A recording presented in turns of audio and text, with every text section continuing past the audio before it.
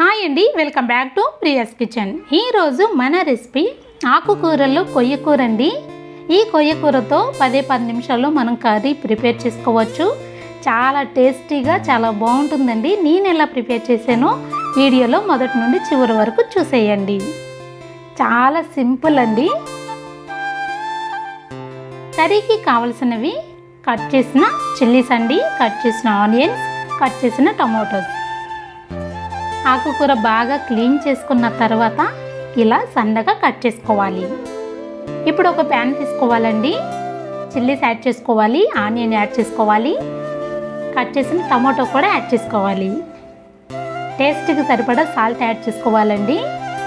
1 table spoon కారం కూడా add చేసుకోవాలి. ఇవన్నీ ఇలా బాగా కలుపుకోవాలి. ఇలా కలిపిన తరువాత ఆకుకూర యాడ్ చేసుకోవాలండి. ఆకుకూర ఇలా పైన యాడ్ చేసుకోవడం వల్ల ఆకుకూరలో ఉన్న వాటర్తోనే మనకి ఇవన్నీ చాలా బాగా మగ్గుతాయి.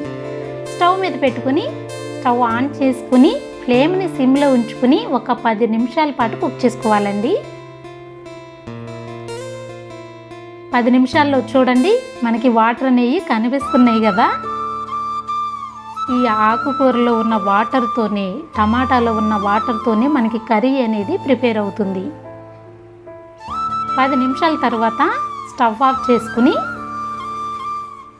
కొద్దిగా చల్లారిన తర్వాత ఇలా పప్పు గుత్తి సహాయంతో ఇలా మొత్తం మెదుపుకోవాలండి. ఇలా మెదుపుకుంటే పులుపు, కారం, ఉప్పు అనేవి చాలా బాగా పట్టుకుంటాయి. ఇప్పుడు స్టవ్ ఆన్ చేసుకుని ఒక ప్యాన్ పెట్టుకుని ఫ్లేమ్ని సిమ్లో ఉంచుకుని ఆయిల్ యాడ్ చేసుకోవాలి. పోపు దినుసులు యాడ్ చేసుకోవాలండి. దంచిన ఒక 2 వెల్లుల్లి రెబ్బలు కూడా యాడ్ చేసుకొని కొంచెం ఫ్రై చేసుకోవాలి.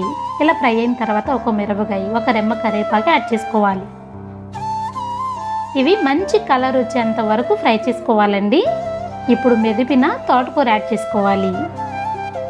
ఇలా మొత్తం యాడ్ చేసిన తర్వాత 1 నిమిషం పాటు ఇలా కలుపుకుంటూ ఫ్రై చేసుకోవాలి. ఇలా ఫ్రై చేసుకుంటే ఆయిల్లో తోటకూర అనేది చాలా బాగా ఫ్రై అవుతుందండి. పోపు దినుసులు మాడకుండా, మెత్తబడకుండా, తినేటప్పుడు క్రిస్పీగా చాలా బాగుంటుంది ఆకుకూర అనేది. ఇలా అంతా కలుపుకుంటూ ఫ్రై చేసుకున్న తర్వాత స్టవ్ ఆఫ్ చేసుకోండి. చాలా తక్కువ టైంలో చాలా టేస్టీగా ఇలా ప్రిపేర్ చేసుకోవచ్చండి. సర్వింగ్ బౌల్లోకి తీసేసుకుందామా. ఆకుకూర వల్ల ఎన్ని బెనిఫిట్స్ ఉన్నాయో మనం మాటల్లో చెప్పుకోలేం.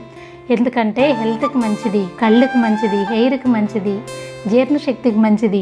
దీనివల్ల ఇన్ని బెనిఫిట్స్ కాదండి, చెప్పుకుంటూ పోతే వస్తూనే ఉంటాయి.